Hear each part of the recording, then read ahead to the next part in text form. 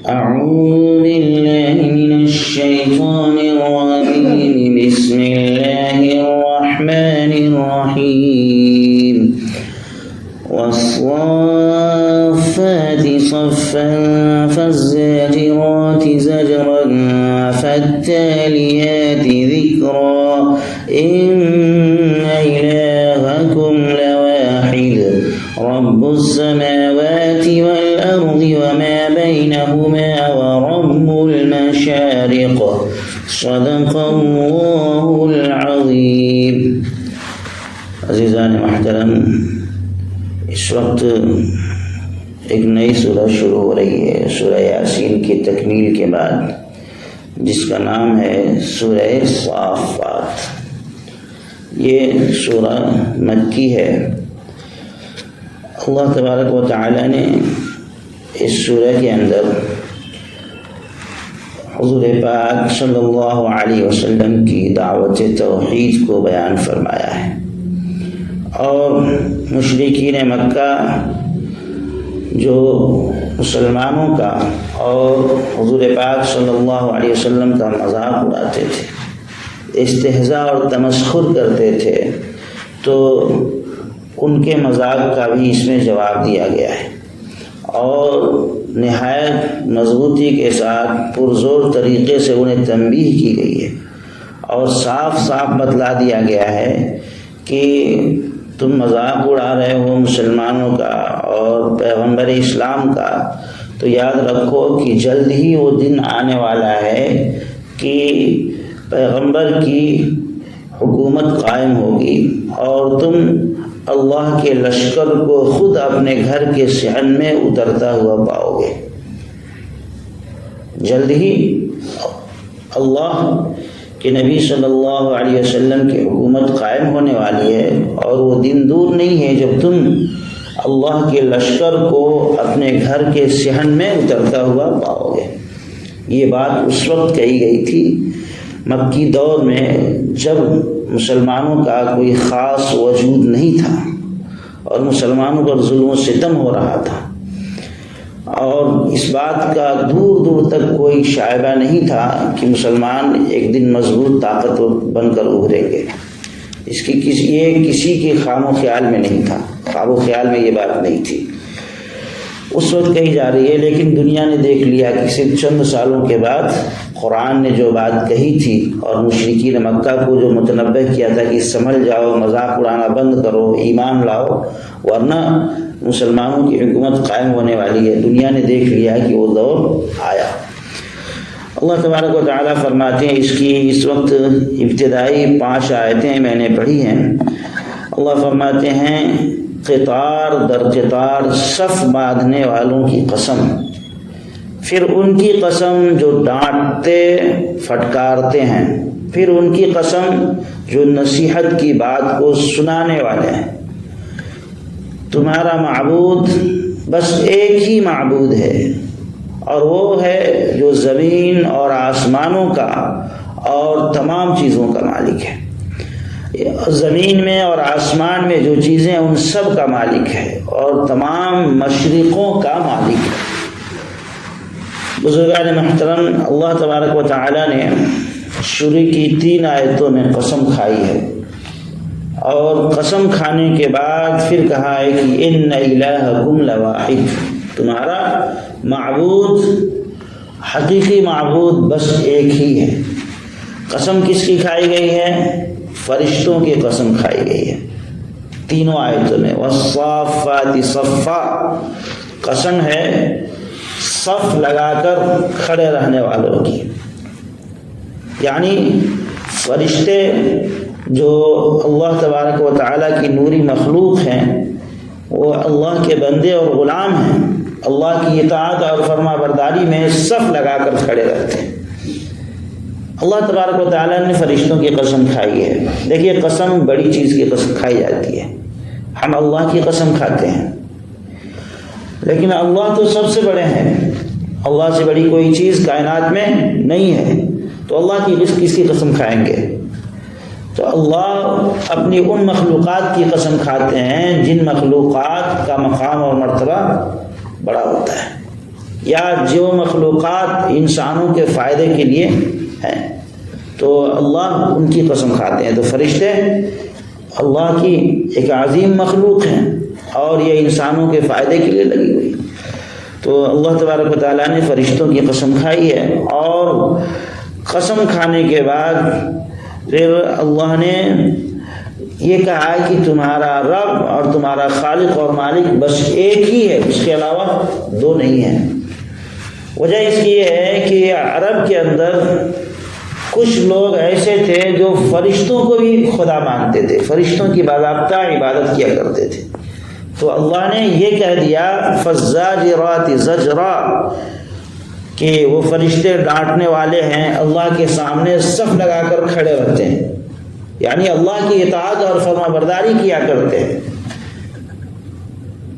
اے لوگوں یہ سمجھ لو کہ جن فرشتوں کی تم عبادت کر رہے ہو، جن کی پوجا کر رہے ہو، یہ بھی اللہ کے سامنے غلام بنے کھڑے رہتے ہیں، اللہ کی اطاعت اور فرما برداری کرتے ہیں، لہذا یہ تمہارے خدا نہیں ہے بلکہ خدا وہ ہے جس کے سامنے یہ خود کھڑے ہوتے ہیں۔ فالزاجرات زجرا، اور پھر قسم ہے ان فرشتوں کی جو ڈانٹنے اور پھٹکارنے والے ہیں۔ اس سے مراد وہ فرشتے ہیں جن کو بادلوں پر اور بارش کے برسانے پر متعین کیا گیا ہے۔ وہ بادلوں کو ہانک کر ادھر سے ادھر لے جاتے ہیں، جہاں اللہ کا حکم ہوتا ہے اس علاقے میں بادلوں کو ہانکتے ہیں اور لے جا کر وہاں بارش کا انتظام کرتے ہیں۔ فالتالیات ذکرا، پھر قسم ہے ان فرشتوں کی جو نصیحت کی باتوں کو سنانے والے ہیں۔ نصیحت کی بات سے مراد یہ ہے کہ وہ فرشتے جو حق کی بات کی طرف لوگوں کو متوجہ کرتے ہیں۔ کچھ فرشتے ایسے ہیں جو اللہ کے بندوں کو حق بات کی طرف متوجہ کیا کرتے ہیں، اور ہمیں آپ کو پتہ نہیں چلتا کہ یہ فرشتے ہیں، یہ کون ہیں، اور بظاہر ہمیں نظر نہیں آتے ہیں، لیکن وہ اللہ کی طرف متوجہ کرتے ہیں، نیکی کا حکم دیا کرتے ہیں۔ اور پھر اس کے بعد بندے اگر مانتے ہیں تو پھر اللہ تبارک و تعالی ان بندوں کے مقام کو بڑھاتا ہے۔ تو اللہ رب العالمین نے 3 قسم کے فرشتوں کی قسم کھائی ہے۔ اس کے بعد ان الہکم لواحد میں واضح کر دیا ہے کہ تمہارا معبود حقیقی اور خالق اور مالک اور عبادت کے قابل صرف وہی اللہ ہے جو زمین و آسمان کا مالک ہے، اور زمین و آسمان کے بیچ میں جتنی بھی چیزیں ہیں، جتنی بھی مخلوقات ہیں، خواہ وہ انسان ہوں یا حیوان ہوں، چرندے پرندے درندے، شجر و حجر، پیڑ پودے، دریا اور سمندر، پہاڑ، اور پھر سمندر کے اندر کی مخلوقات، جو بھی ہے، جو کچھ ہے، سب کا خالق اور مالک تنہا وہ اللہ ہے، اور سب پر اسی کی حکمرانی ہے۔ وَرَبُّ الْمَشَارِقِ، اور وہ اللہ تمام مشرقوں کا مالک ہے۔ دیکھیں مشرق تو ایک ہی ہوتا ہے نا، مشرق بھی ایک ہے، مغرب بھی ایک ہے، تو اللہ نے مشارق کا لفظ استعمال فرمایا کہ تمام مشرقوں کا۔ یہ کہنا چاہیے تھا کہ مشرق کا مالک ہے، لیکن کہا تمام مشرقوں کا مالک ہے۔ دیکھیں قرآن کریم میں کہیں مشرق کا بھی لفظ آیا ہے، واحد ایک، اور کہیں مشرقین کا بھی لفظ آیا ہے، 2 مشرق، اور یہاں بہت سارے مشرق کا لفظ اللہ نے استعمال فرمایا۔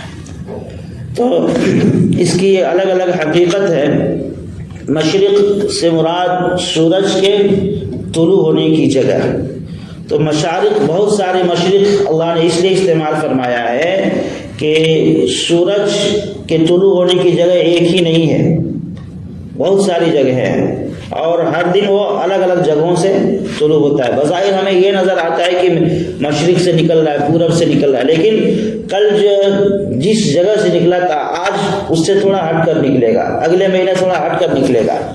یہ موجودہ سائنس بھی اس بات کو مانتی ہے، اور حضرت عبداللہ ابن عباس رضی اللہ تعالیٰ عنہ نے باضابطہ اس کی وضاحت فرمائی ہے کہ سورج ایک ہی جگہ سے نہیں نکلتا ہے بلکہ الگ الگ جگہوں سے نکلتا ہے۔ اس بنیاد پر مشرق چینج ہو رہا ہے تو کئی سارے مشرق ہو گئے۔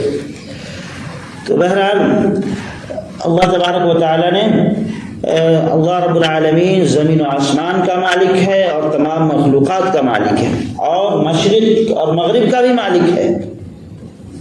یعنی سورج نکل رہا ہے تو اللہ کے حکم سے نکل رہا ہے، اور اللہ کا حکم ہو رہا ہے کہ تجھے یہاں سے نکلنا ہے تو نکل رہا ہے۔ بہت سارے مشرق کا اندازہ ہمیں اور آپ کو بھی ہو جاتا ہے۔ بعض مرتبہ سردی کے موسم میں سورج کبھی ادھر ہو جاتا ہے، گرمی کے موسم میں ادھر سے نکلتا ہے، اور ڈوبنے کی جو جگہ ہیں وہ بھی الگ الگ ہوتی رہتی ہیں۔ بلکہ جامع قرطبہ اسپین کے اندر جامع قرطبہ نام سے بہت بڑی مسجد تھی مسلمانوں کی بنائی ہوئی، حضرت شیخ الاسلام مفتی تقی عثمانی صاحب دامت برکاتہم اس مسجد میں تشریف لے گئے ہیں۔ وہ عیسائیوں کے قبضے میں چرچ میں تبدیل ہو گئی ہے۔ تو اس مسجد کو بنانے والے نے اس زمانے میں اس انداز پہ بنایا تھا کہ اس میں 360 برجیں ہیں، سوراخ ہیں، ہر دن سورج ایک سوراخ میں داخل ہوتا ہے، اور اسی کی سورج کی روشنی سے مسجد، بہت بڑی مسجد ہے، روشن رہتی ہے۔ اس میں روشنی کی ضرورت دن میں نہیں پڑتی، بہت بڑی مسجد۔ ہر دن سورج 360 برجیں بنی ہوئی ہے، سوراخ بنے ہوئے موٹے موٹے، ہر دن سورج کی روشنی ایک سوراخ میں داخل ہوتی ہے، پھر دوسرے دن دوسرے میں۔ حضرت شیخ الاسلام نے لکھا ہے اس کو۔ تو اس طریقے سے ہم سمجھ سکتے ہیں آسانی سے کہ سورج ایک ہی جگہ سے نہیں نکلتا ہے، اس کی سمت بدلتی رہتی ہے۔ اور اس کے اندر اس زمانے میں ایسا بندے نے اس کو اس طریقے سے بنایا ہے کہ مائک کی ضرورت نہیں ہے اس میں۔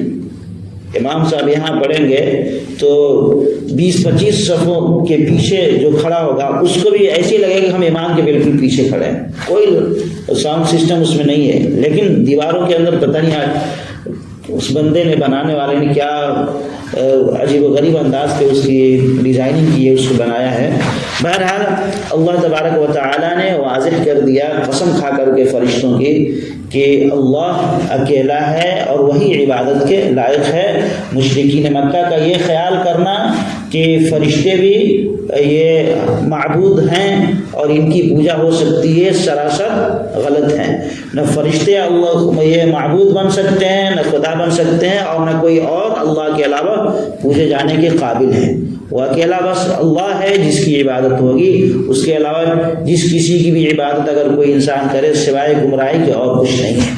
اللہ رب العالمین ہمیں اور آپ کو صرف اور صرف اسی خالق و مالک کے سامنے جھکنے کی توفیق نصیب فرمائے۔ سبحان اللہ و بحمدہ، سبحانک اللہم و بحمدک، ونشہد ان لا الہ الا انت، ونستغفرک ونتوب الیک۔ سبحان ربک رب العزة عما یصفون، وسلام علی المرسلین، والحمد للہ۔